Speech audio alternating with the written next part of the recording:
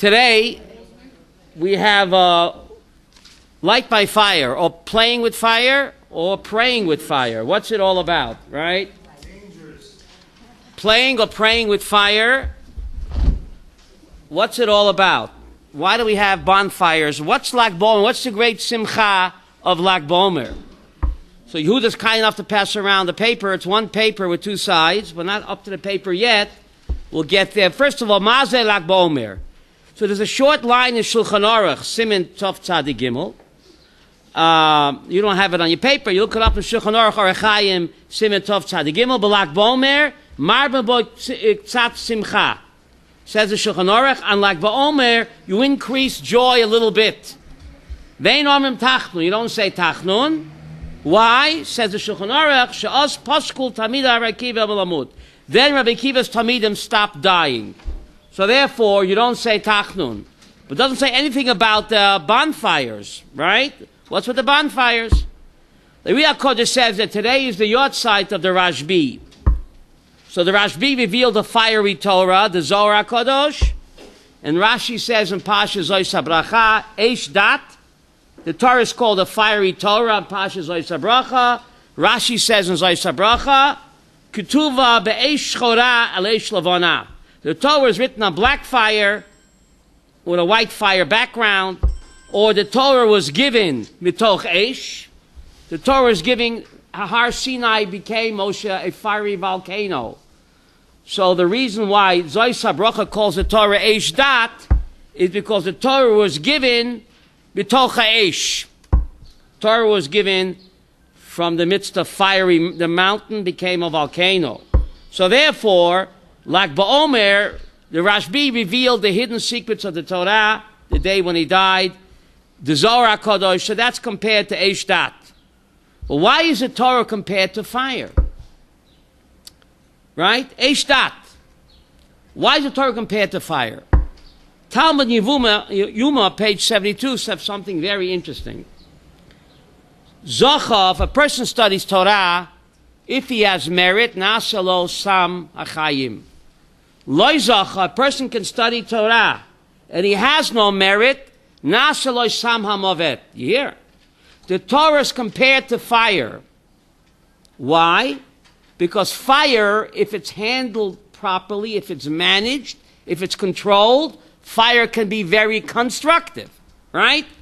Fire heats our homes, it cooks our food. If it's managed and handled properly, fire is very constructive. If fire is mishandled and not managed properly, fire, the same fire, can be very destructive and burn down your house, God forbid. Well, the Torah is the same way. Says the Tractate Yuma 72, the Torah is like fire. If a person studies Torah and he has proper midot, he's a mensch, he has derech eretz, then for him the Torah is constructive like fire.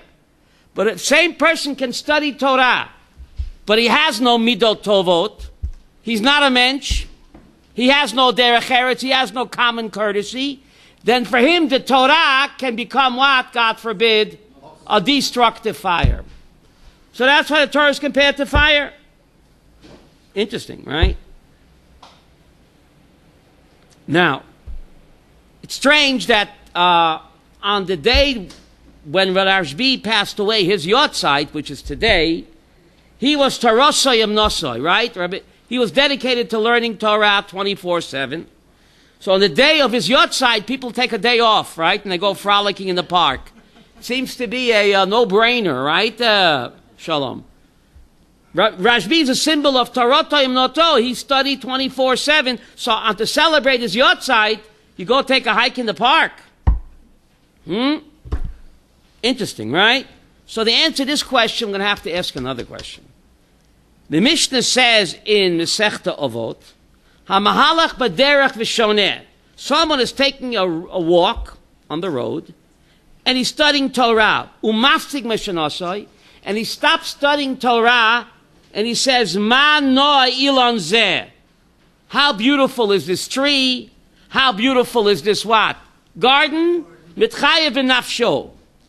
So Masechta Avot chapter 3 says a person's involved in studying Torah, He's taking a hike. In the middle, he stops studying in order to admire the beauty of nature. That person is going to be punished. Why? That's my question. Okay? What? Rivka, you're ahead of me. So the Vilna Gaon says, versteht nicht. He doesn't understand this Mishnah. It's a Mishnah Masechta Avot, Peri Gimel. Okay? So the Vilna Gaon says he doesn't understand because the Rambam says the Hilchos Yesod Torah, that how do you love HaKadosh Baruch Hu? By admiring nature. So hey, Vilna Gaon, Rambam, didn't you learn this Mishnah? You can't contradict the Mishnah. The Rambam says in order to love God properly, you have to be a nature lover. Right? You have to admire the beauty of nature. All the greatest rabbis were nature lovers. So how could the Mishnah say in Avot, if you admire nature, you're a sinner? So the Vilna Gaon says something incredible, Yehuda. You have to be medayek in the lashon of the Mishnah. The Mishnah says, "A mahalech b'derech v'shoneh." Avos chapter 3. Someone is walking on the road and he's studying Torah. Umaftig m'shanosai. If he thinks that admiring nature is stopping to study, that guy has a big problem. He's putting God in a box. He's saying that God is only found in the Mishnah. What are you putting God in a box for? The same God in the Mishnah is the same God in a beautiful orchard or in a beautiful butterfly. If you think that studying Torah is mafsik mishnasai, then you've got a major problem. The Rambam says that a person who has the proper hashkafa never has to stop studying Shalom. When you're on a nature hike and admiring nature and you have the proper hashkafa, you never stop studying Torah. So when people go out on a tiyul, if they have the proper perspective, it's like they never stop studying. The same God that's found in the Mishnah is the same God found in a beautiful meadow and orchard. If you want to put God in a box, and you say God's only found in the yeshiva, but when I'm on a trail, I'm on my own, that person has a major problem. So according to the proper hashkafa, the Rambam means you're not mafsik mishnosa. That's what the Mishnah says. If you think admiring nature, you're stopping to study, you've got a problem. Don't put God in a box.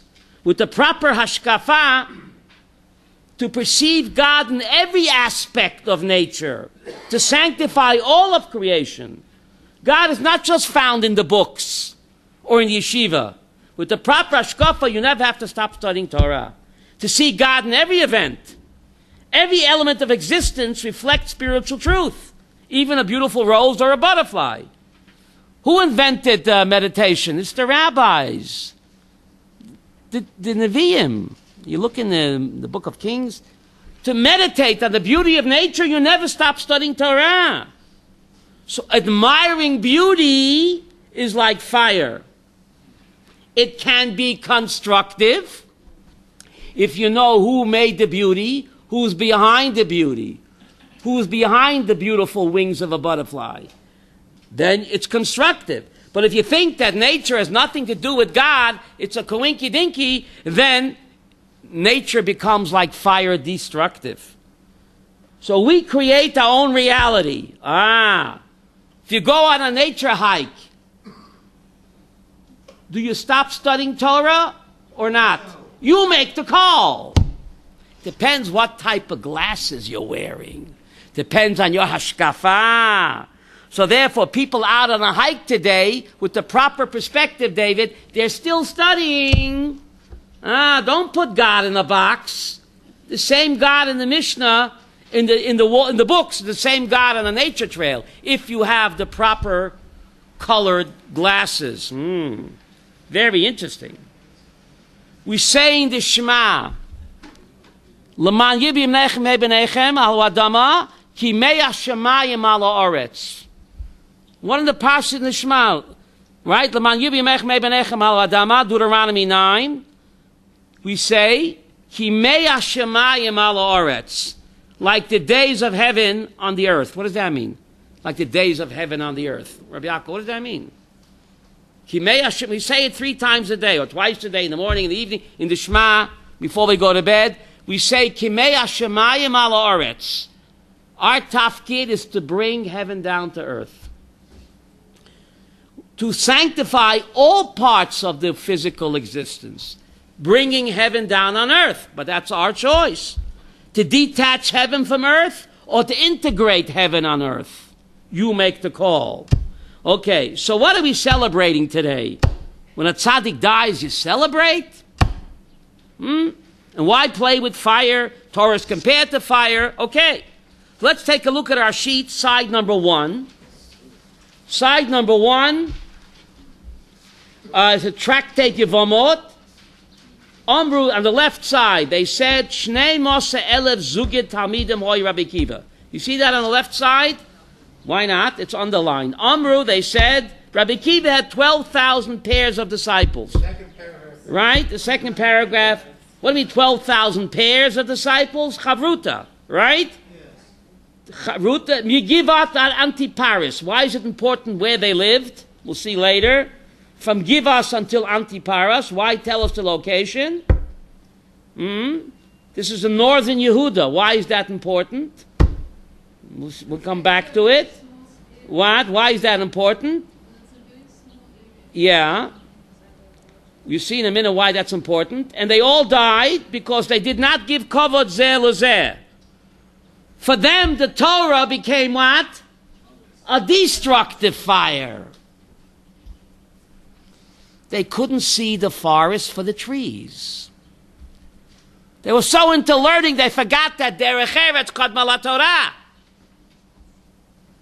For them, the Torah became Yehuda, a destructive fire.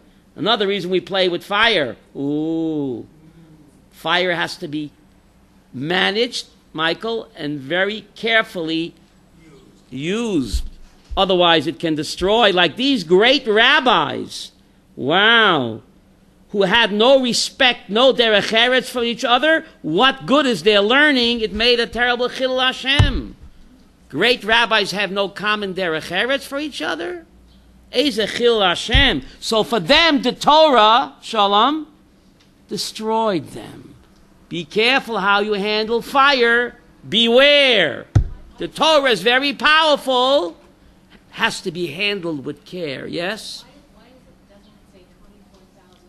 Good. Mrs. Ziegler, footnote 26. Asked your question. Why doesn't it just say 24,000 students? What 12,000 times 2? I can multiply. So footnote 26. Want to read it, Mrs. Ziegler? Why? One would have expected the writer to say that there were 24,000 disciples, not that there were 12,000 pairs of disciples. I mean, Akiva foresaw that the jealousy that existed among the students might cause them to treat each other without the proper respect. Accordingly, Rabbi Akiva prepared weak students with strong ones, but the lesser students would be forced to treat their partners with deference. But it's a gunish geholfen. How do you say that in English? The gunish geholfen? It didn't, what? Didn't work. Right? Now, the Ariya Kodesh says he doesn't understand, just because you diss somebody, you have to drop dead for that. I mean, what? This doesn't say that the stronger students also had to respect the weaker students. Only the other way around. But anyway, they did not respect each other, Rivka. They dissed each other. I think it's called in English dissing each other. Very poor. Now, Liz, for that you don't die. The Ariya Kodesh asked why. He says, there's a Mishnah Masechta Sota, Perik Aleph, B'mida she'odam moded and low. The way you measure and judge others is the way what? God judges you. He says, Talmidei Rabbi Akiva says there, Hitnagu b'din kasher echad l'sheni. They judged each other very harshly. L'chein mida keneged mida, Kodesh Baruch Hu gam holech lefi midat adin v'loy lefnei midas harachamim. What's the message? Don't be so judgmental. Don't be so exacting and demanding. Someone said something to you, did something to you, maybe he's having a bad hair day. Don't be so harsh and judgmental, because God forbid if you treat others harshly with din, then lo yaleinu, I think it's called the boomerang. Yes. Boomerang, I think it's called. And therefore, they judge each other harshly. They judge each other with what? with din, and therefore it came back to bite them. Now remember I told you, so they all died, if you look on the right side, and he anointed new Talmidim, right? You see that? Rabbi Akiva anointed new Talmidim, Rav Meir, Rabbi Yehuda, Rabbi Yossi, Rav Shimon, right? On top of the page on the right side. So the Ari HaKodesh says, when did Rabbi Akiva give these new rabbis smicha? Lag BaOmer.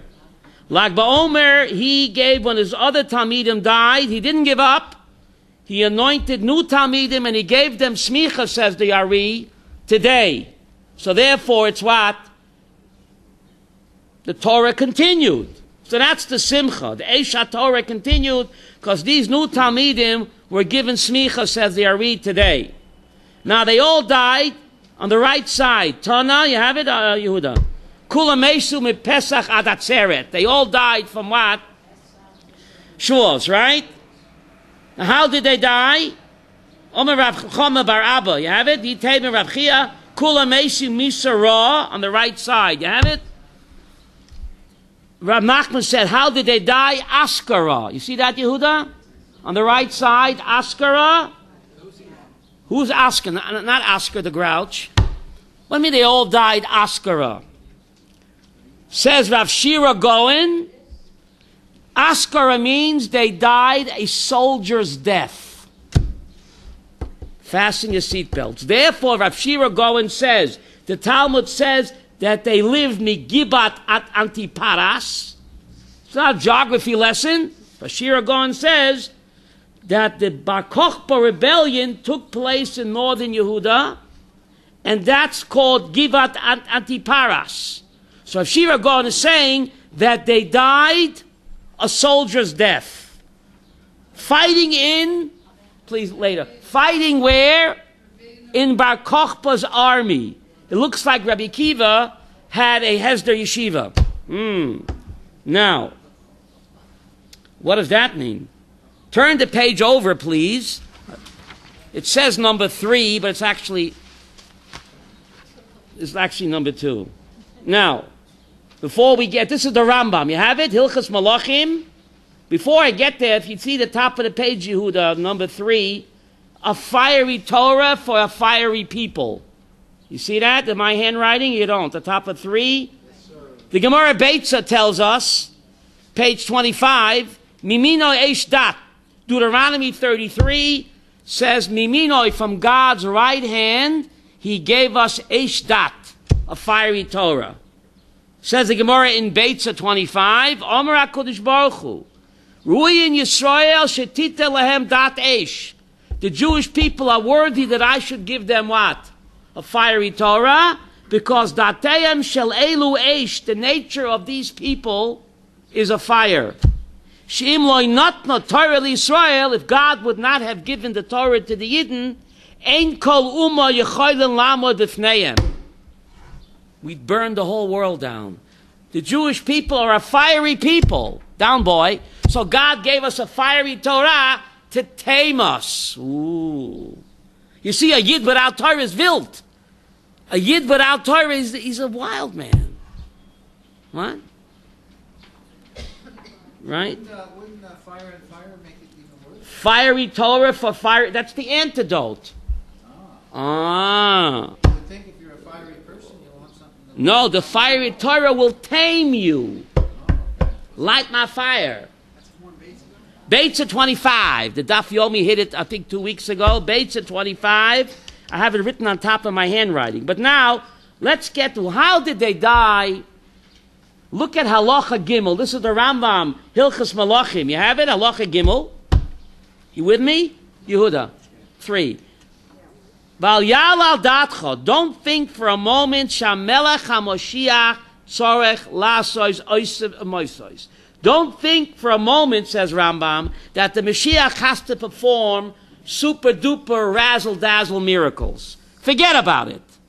Umechadesh devorim ba'olam. Or Mechayim Eitim, or the Mashiach will make new things in the world or resurrect the dead. That's not his job. You hear? It's not my job. You ever go into a restaurant and you ask a waiter for the menu says, not my table. It happened to me. It's not my table. I can't serve you. It's not the Mashiach's job to resurrect the dead, says Rambam, or to what? Oto to movsim, signs and wonders. No. Eina dovakach. Right? It's not so. How does the Rambam know that the Mashiach will not be a miracle worker, Yehuda? Please look inside. Halacha Gimel. Sherei Rabbi Akiva. Chacham Godlo b'chachmai Mishnah hoya. Rabbi Akiva was the greatest sage of the Mishnah. V'hoya no sekelov shel ben Koziba HaMelech. And he was, what did no sekelov mean? He was the arms bearer of Bar Kochba. Bar Kochba's name was Ben Koziba, and he proclaimed him. BaOmer, you have it, Nikima? I underlined it. BaOmer, Shu Melech HaMashiach. Please turn it off. It's very disturbing. And he proclaimed that Bar Kochba is Melech HaMashiach. You hear that? V'dimahu v'chol chachmei doro. And not just Rabbi Akiva, all the great sages of the Mishnah proclaimed that Bar Kochba was what? The Mashiach. Did you know that? What? Ad shenerag ba'avonot. Until he was killed through his sins. Kivon shenerag, once he's dead, noida lehem she'eino. Once he's dead, 1 minute, he cannot be Mashiach.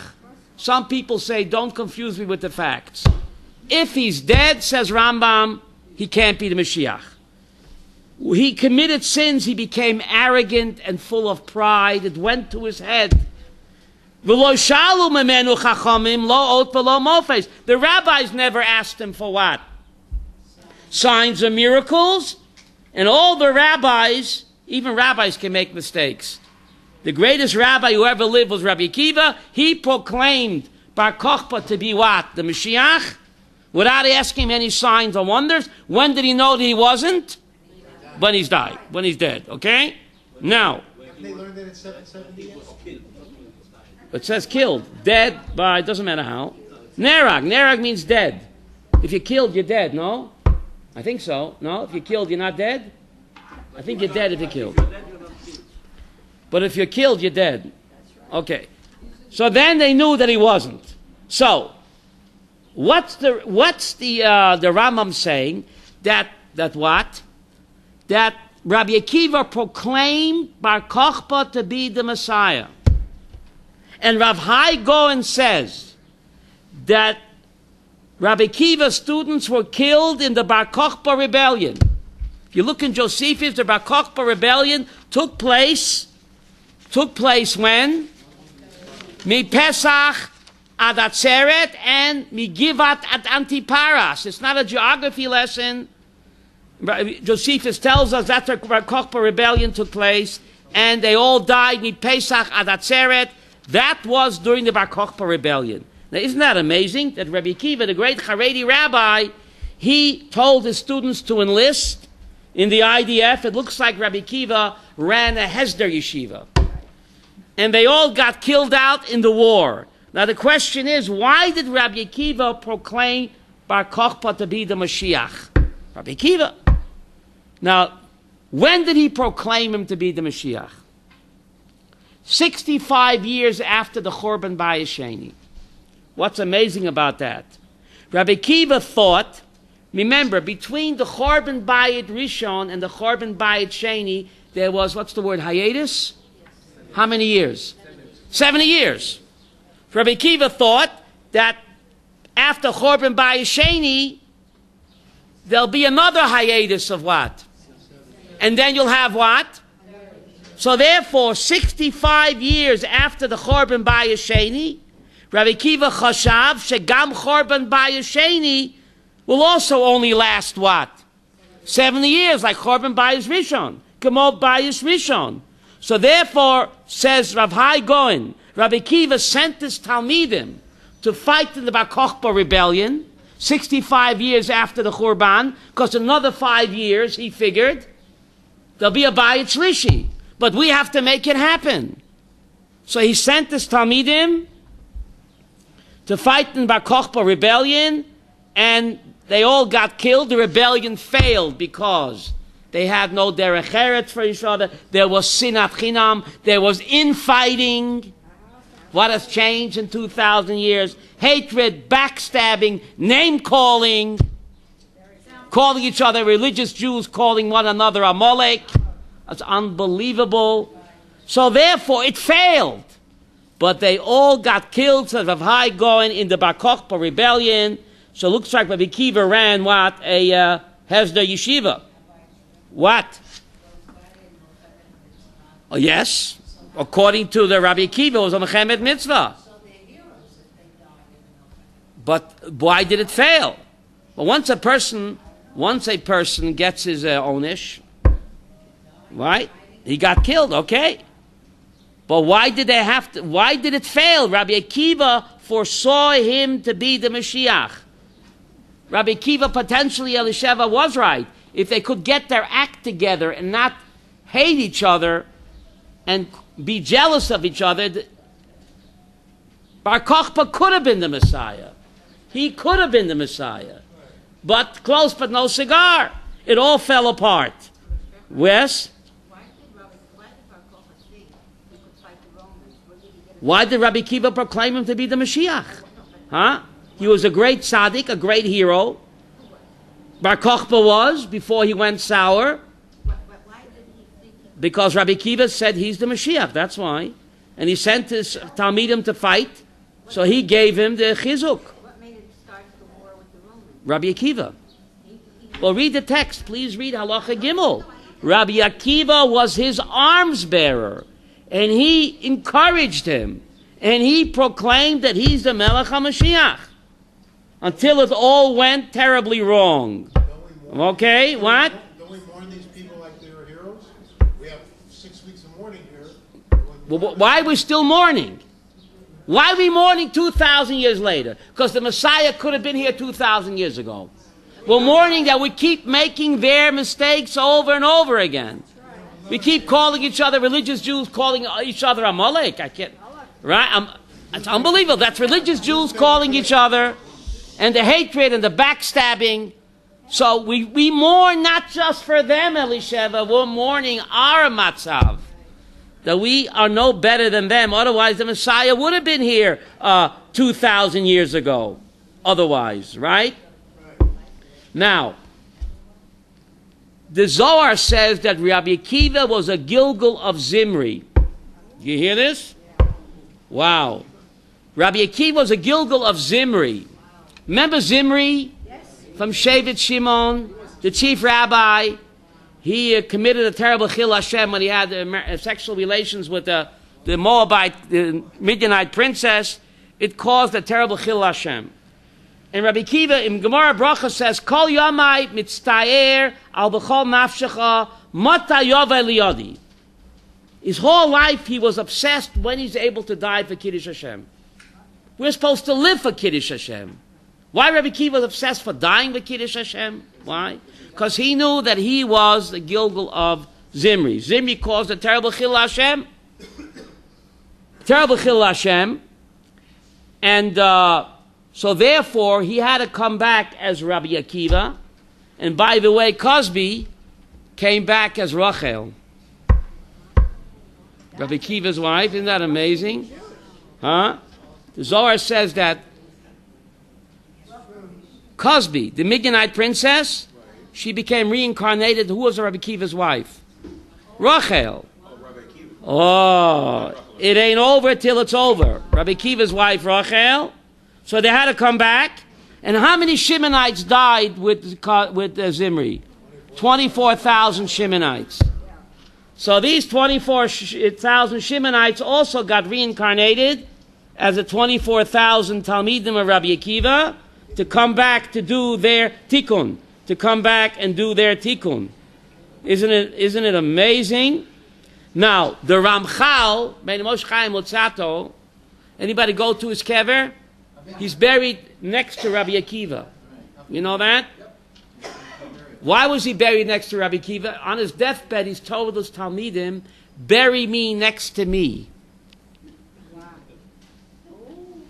How old was he when he died? 40 years old. Rabbi Kiva began to study Torah. When did he become a Baal Tshuva? At 40. He comes back as the Ramchal, and he dies at 40 years old to be metake in those 40 years that he was what? Not only was he not from, but Rabbi Kiva testifies about himself that for the first 40 years of life, he hated the rabbis. He hated them with a passion, and he persecuted them. And he became the greatest sage who ever lived, all because of the love of what? A woman. He said to his Talmidim, Shali v'shalachem shalah. All for a pretty face. You hear this? Wow. For a pretty woman. Pretty woman. Pretty woman walking down. Shalachem, he said his Talmidim, Shalachem, all of your Torah, Shali. My Torah, Shalachem, Shalah. You hear this? Now, but till he was 40 years old, he was an ignoramus who hounded and persecuted the rabbis. He said about himself, fasten your seatbelts. 40 years old, he became a Baal Tshuva. So on his deathbed, he told his Talmidim, bury me next to me. The Ramchal, the great tzaddik kadosh that he was, check the history books, was hounded and persecuted by all the great rabbis of Europe. Put in cherem, despised, forced to wander, exiled from every town in Europe until he finally came to where? Eretz Yisrael. Why did this great chacham, this great tzaddik kadosh and great mystic hounded and persecuted? And why did he die exactly 40 years old? Elisheva, you tell me. What goes around, Rabbi Kiva himself persecuted and hounded and hated the rabbis until he was 40. So he had to come back as the Ramchal and be persecuted and hated by the great rabbis. I think it's called Midah Keneged Midah. So Ramchal died at 40. And he said, don't cry for me. I'm... Right? Looks like first he was Zimri, then he became Rabbi Akiva, and then what? He became the Rabbeinu Moshe Chaim Lutzato, and you check the history books how he was persecuted, hated by the rabbis, and this exactly what Rabbi Akiva did to the rabbis himself until he became the greatest rabbi of all time. So we see that what goes around, Rabbi Yaakov, I think it's called You Can Pay Me Now, or... Right? We have to do our tikkun. We have to do our tikkun. There's a pasuk in Isaiah 60. God tells Isaiah, "Va'amech kulam tzadikim." Surely, I don't know about you, but I'm no tzaddik. How could God say, "Va'amech kulam tzadikim"? Isaiah 60. God tells Isaiah, all your people, Isaiah tzadikim. I'm not a tzaddik. So says the Ari. After all the Gilgulim, va'amech kulam tzadikim. God cannot afford to give up on any soul. I'm a soul, man. What business is God in? I think it's called the soul repair business. Or the soul recycling repair business. So therefore God tells Isaiah chapter 60, va'amech kulam tzadikim. Wow. So here you have Rabbi Akiva, his Talmidim. But the message is that we're not mourning so much for them, Shalom. We're mourning for ourselves that we have not learned from their bitter mistake. That great rabbis can hate each other and hound each other and call each other's names. Terrible. Why the Messiah is not here. So, Bar Kochba, Yehuda could have been the Messiah. But it all fell apart when you got too big for your ego and you began to put other people down. So therefore God says, I've had it with your people. I've had it with you. Pretty interesting. Now, the Chatam Sofer says, okay, it's the yahrzeit of what? Of the Rashbi. So what do you light fires for? There's a pasuk in Mishlei, Ner Hashem Nishmat Adam. Why do you light a yahrzeit candle for a dead relative of Yaakov? Why? Because Mishlei Dalet says, Ner Hashem Nishmat Adam. The candle of God is what? The soul of a human. The human being's soul is compared to a candle. A candle, even though you put it down, the flame will always what? Go up. The wax melts. That's the body. But the soul will always ascend. So therefore, our soul is compared to Ner Hashem Nishmat Adam. So Rabbi Shimon Bar Yochai, it's his Yortzeit today, so we light a gigantic Yortzeit candle. What's the gigantic Yortzeit candle? Light my fire, light my fire. Don't you get it? The great tzaddik, today is his Yortzeit, so we light a gigantic, I think it's called humongous Yortzeit candle, and that is one reason for what? The bonfires. Of course, it's much more than that. Of course, it's much more than that. The Chatam Sofer says, how do you celebrate the death of a tzaddik? Okay, he says that the real reason, Yehuda, for today's celebration is, if you look in Pashas B'Shalach, when did the mun begin to fall? We were eating matzah for over a month. Hope we had Roto-Rooter with us. We were eating the leftover matzah for a month. Right? It ran out on the 16th of Iyar. What's today's date? 18th. The mun began to fall today. So the real reason for today's celebration, Connie, is what? To celebrate the mun. Isn't that amazing? Today is Chai Iyar. Check Pashas B'Shalach. 2 days after. Till they got there, they're still eating leftover matzah, man. You know, they still had some leftover matzah, some yogurt, but the mun began to fall on Chai Iyar. Yiddish David. So that's the real reason for the celebration. Are you with me on this? Yes, sir. 1 minute. Oh, where was I? So how come no one knows about it if I wouldn't tell you? Now, we have a holiday called Sukkot to celebrate the magic clouds. Right? The magic booths, right? What's a greater miracle? Donuts from heaven or magic clouds? I'll take donuts any day over magic clouds. Oh, I love donuts. Dunkin' Donuts? Good thing they don't have it over here. I'd blow up. Thank God they went out of business in Israel.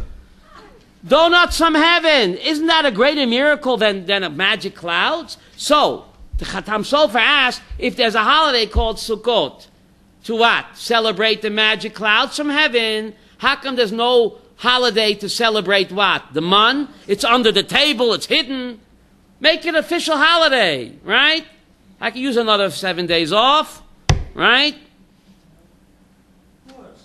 So how come, said the Chatam Sofer, if you check, before the mun began to fall, the Jews complained.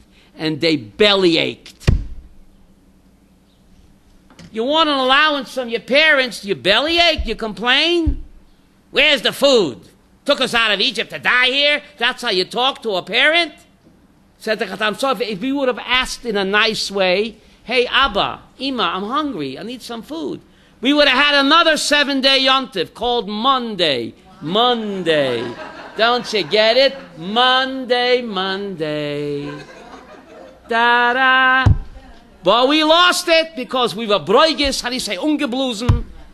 We didn't show respect. God gave a knas. So now I'm going to make it under the table. Yo yontiv, nish yontiv, you know. But he says that's the real reason for the celebration when the mun began to fall. But it's not an official yontiv because we didn't ask in a courteous way. Speak with derech eretz to your parent, especially to God, right? So therefore, we complained. Broigis, how do you say that in English? Broigis, in a I think it's called contrary, hostile. And therefore, God put a knas on us, I put a knas on you. And therefore, what? We lost out on the yontiv. Wow. You have to know how to ask in a nice way. What about haircuts? What about it? So therefore you can take a haircut today because we're celebrating the mun. We're celebrating the mun, right? Right. Now, why do we make fires for? Fasten your seatbelts. The real reason why we make fires, okay? The Talmud says when a tzaddik dies, it's called the Helula. Helula is an Aramaic word for what? Wedding. Gemara, Hilula. Hilula, Hey Yud Lamed Vav Lamed Aleph. It's an Aramaic word that means what? Wedding. Why is that? Gemara Moed Katan says, Tzaddik niftar, Kodesh Baruch Hu mesameach im haneshama kechatan im hakala. When a tzaddik dies, a Kodesh Baruch Hu sameach with the soul, like what? Reunited, and it feels so good. Wow. When a tzaddik dies, it's called Helula. You hear? And the Zohar teaches something amazing. That this world is the Erusin, Rabbi Yaakov. A Jewish marriage consists of what? 2 stages. This world is the Erusin, the betrothal, where the kala is a little bit shy. Olam haba is the nesuin. When the mask comes off, the bodysuit comes off, that's the nesuin. That's the yichud room. Ooh. Olam haba is the nesuin. Olam hazeh is the erusin. So when a tzaddik dies, it's what? For the tzaddik, it's a happy occasion because he's reunited and it feels so good. Okay, so what has it got to do with what? With fire. Oh, so to answer this question, I will what? The Or HaChaim HaKadosh testifies, the great Kabbalist Or HaChaim HaKadosh, that at the cave of the Rashbi, going back to the Ari's time, he lived, Or HaChaim HaKadosh lived in the late 1600s. And the Ari lived in the mid-1500s. He testifies that from the Ari's time, there was a minhag to burn expensive clothing on the Rashbi's kever. I don't know if they still do that today, but you look in the Or HaChaim HaKadosh, there is a minhag to burn clothing on the kever of the Rashbi. Going back to the Ari's, so the poskim asked, isn't it Bal Tashchit? Nechama, it's Bal Tashchit to what? To burn clothing. How could they get away with it? So the Or HaChaim says, when is there a law of Bal Tashchit, of destruction? When it's done, derech hashchata. What does derech hashchata mean? Just time for itself. But if there's a toilet, then it's not what? Stay tuned. Says Or HaChaim HaKadosh. Why did they reinstitute the minhag to burn begodim at the kever of the Rashbi? For the same reason a person lo yaleinu tears kriya when a dead relative dies. How come you're not destroying a beautiful shirt and suit? When my mother passed away, I tore my beautiful suit. Says the Or HaChaim HaKadosh. Why does a person tear kriya when a relative dies? That's a nechama. My beloved mother, her body is torn, but that's not her. That's just a garment. Just like the garment is not the person. Is the garment the person? It's only a covering. So when you tear your shirt, when a relative dies, it's a reminder that my relative is not torn. That's just her garment. She's with HaKadosh Baruch Hu. So he says that's the reason why the burning of the clothes is meant to remind us that the physical body is just like a garment that the neshama wears. We are not our bodysuit. So therefore, he instituted, the Ari did, to burn clothing on the cave of the Rashbi, that the message of the Rashbi is that when a tzaddik dies, his body is torn or burned up, but that's just his garment. Don't confuse me, Michael, with my garment. Isn't that amazing? Don't confuse me with my garment. Right? The garment gets torn, gets what? Burned up, but it's just a garment. It's not the person. The person is where? But HaKadosh Baruch Hu. Right? So you light a fire because the Ner Hashem Nishmat Adam, the fire always moves up. The wood gets burned up, but the flame always ascends. So that's the godly soul. It always moves up. So that's the message of what? Of the fires, the Eish HaTorah, that the godly soul is indestructible. Fire, it's a physical thing, right? Everything in the physical world, if you take away, you have less, right? If I have a gallon of water and I give you a half a gallon, Michael, I have less, right? If I have a pound of potatoes and I give you half a pound, you would have less. Fire is the only substance in the physical world that what? That what? It's amazing. You can take away fire, but it doesn't get diminished, right? You can light 1,000,000 candles, David, from one flame. Does the flame get reduced? Why not? Everything in the physical world, if you take away, you're left with less. Fire is the only substance in the physical world. You can light 1,000,000 flames from one candle, and that flame, Reb Zalman, will not be diminished.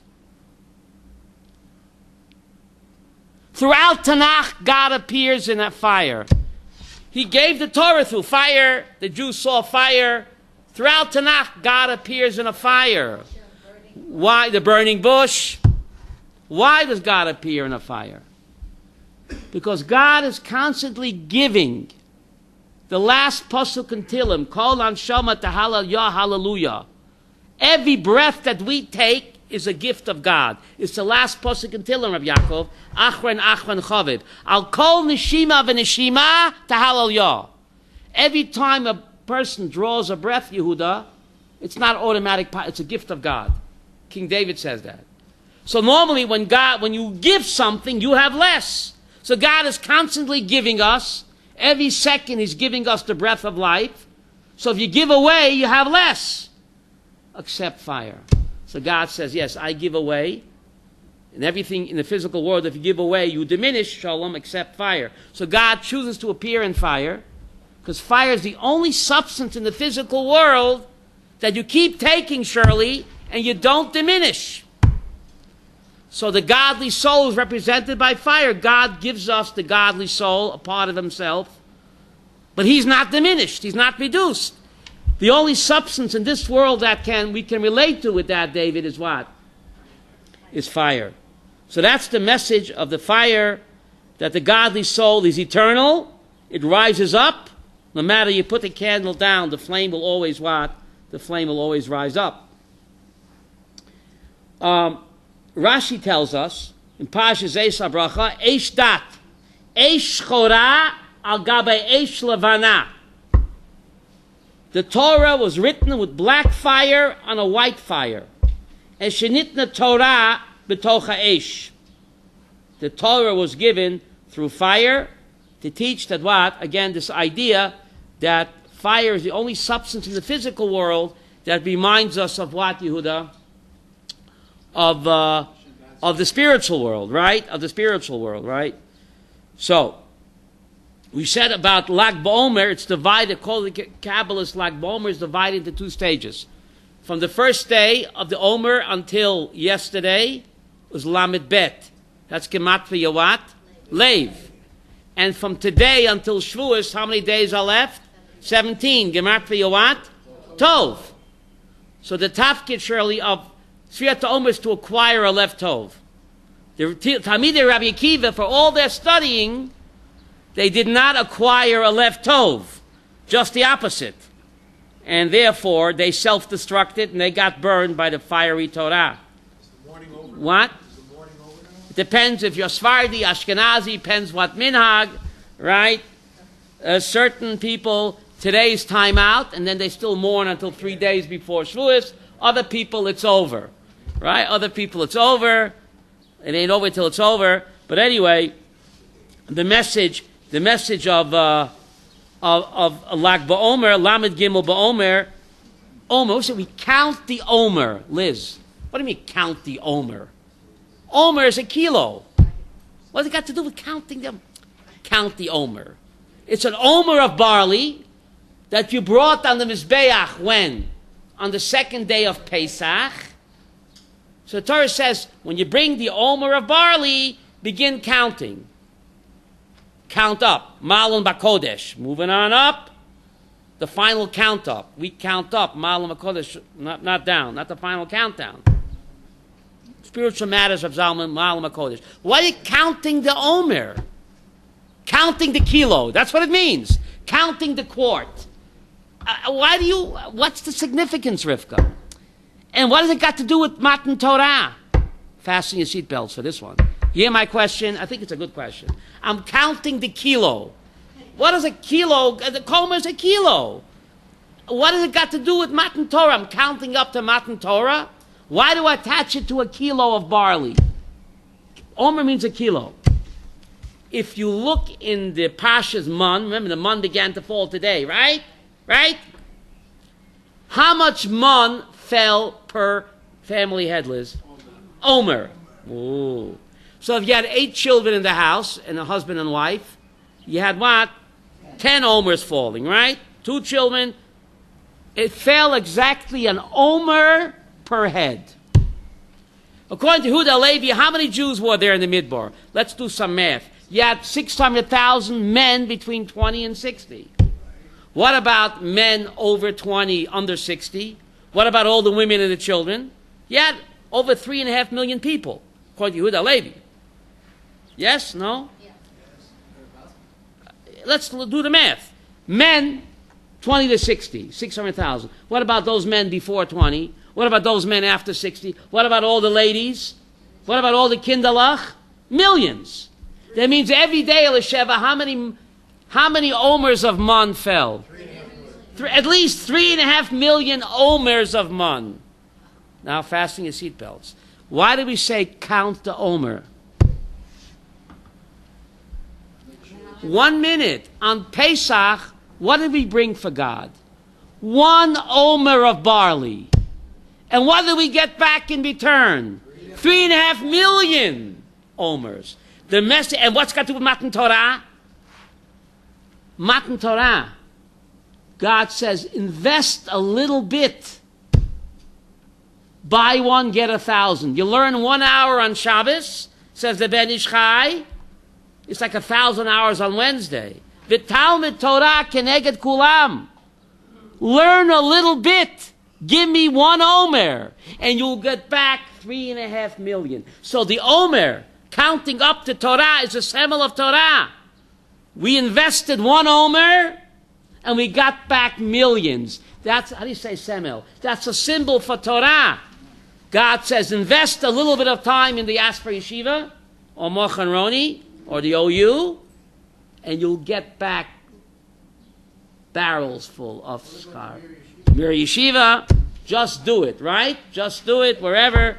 So that's the connection between what? Between counting the Omer to the Torah. You invest a little bit, and you get back plenty. 1 Omer, study a little bit, and God will give you manifold. What's the proof, David? We brought only 1 Omer of barley, Michael, and God gave us millions every day, millions of man Omer, kilo. Even a little baby got a kilo of man. If you left it over till the next day, it rotted. Except when? Shabbos. What? Now, why was it called man? We have to talk about the man. Moshe Tesla. Today the man began to fall. Sam Seifer said, look in Exodus 17. It's a cover-up. Alfie, cover-up, because we didn't behave properly. We were broigis. We were angry at God. That's how you talk to a parent. Where's the food? Where's the allowance? Hand it over.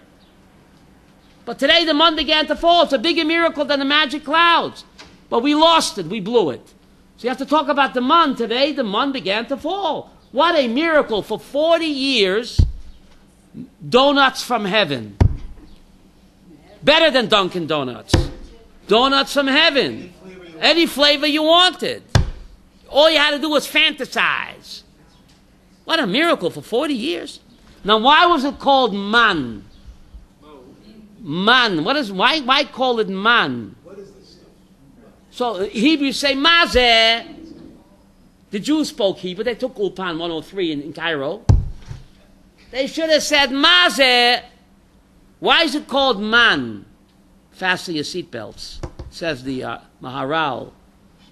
Man is Rosh Tevot, Man Nevorech. A Jew gets food, and after he determines that it's kosher, what's the next question he asks? Man Nevorech. What bracha do I make? So Moshe told them, Sonia, Hamotzi lechem min hashamayim. Ooh. Angels' food, we make Hamotzi lechem min haaretz. But the real angel food, we made Hamotzi lechem min hashamayim, says the Maharal. So man stands for man nevarech. First question a Jew asked, right? He determines it's kosher. He doesn't know what it is. What bracha do you make? So Moses said, Hamotzi lechem min hashamayim. Says the Maharal, mi Prague, man nevorech, Hamotzi lechem min hashamayim. Wow. What? Yeah, but what bracha did you make? Al oretz al hashamayim. Ooh. Now, says the Maharal, that's why the Jews did not want to come to Pisgat Zev. There are many reasons, but the Maharal, there's 70 reasons. Listen to this, Nechama. People that were used to making Hamotzi lechem min hashamayim for 40 years, they have to come to Pisgat Zev and eat angels' bread, they'll get a stomach ache. You hear the Maharal said? People that for 40 years ate God's heavenly food and made Hamotzi lechem min hashamayim, you expect them to come to Pisgat Zev and go to Angel's Bakery and make Hamotzi lechem min haaretz? They'll get a tummy ache. The stomach couldn't take it. They couldn't take it. So that, another reason. Okay, there are many reasons, but this is the Maharal's reason, that they just couldn't handle it. People that made Hamotzi lechem min hashamayim for 40 years, Yehuda, they just couldn't adjust to make Hamotzi lechem min haaretz. Huh?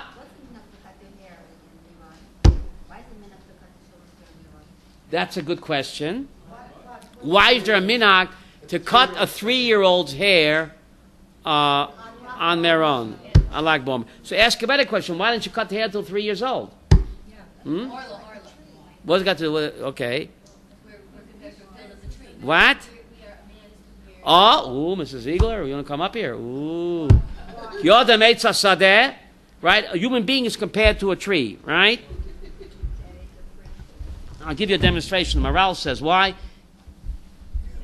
Maharal says, Odam Eitz Sadeh, Pasuk in Shoftim, Pasha Shoftim at the end of the Varim there, Ki Odam Eitz, a human being is compared to a tree because he says the body is a trunk and the arms and the legs are what? Branches. Just like a tree needs TLC to grow properly, if you don't talk to your plants, it'll die.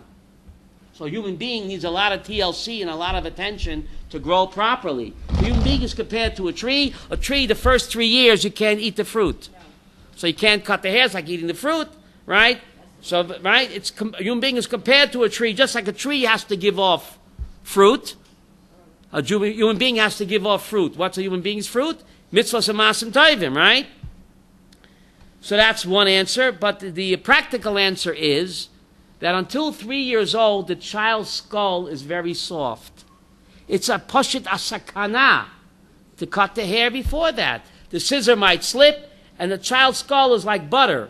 After 3 years old, the skull hardens, and there's no more sakana. But I don't know why they do it at the Rashbi's kever. I don't know why. But that's the real reason. After 3, the skull is developed enough that even if the scissor slips, it won't what harm the child. Okay? But I don't know, Taki, why you stumped me. Homework assignment for next year, Belinator, of why you do it at Rashbi's kever. Right? What? He'll see the tzaddik's grave, but do it any tzaddik's. Why did you do it at King David's grave? Oh, King David's tomb. Popeye's coming next week. Popeye's coming to visit us. He'll be wearing a white kippah. A white kippah, Popeye, and Har Tzion, Kever David. What? I'm next door. I speak loud. He might overhear me. Who knows? He might, like Yisro. Yisro is also the Pope of Midian. He might hear my Divrei Torah. Come take a seat. No charge. You never know, right? You never know. Thank you. Enjoy your Eish HaTorah.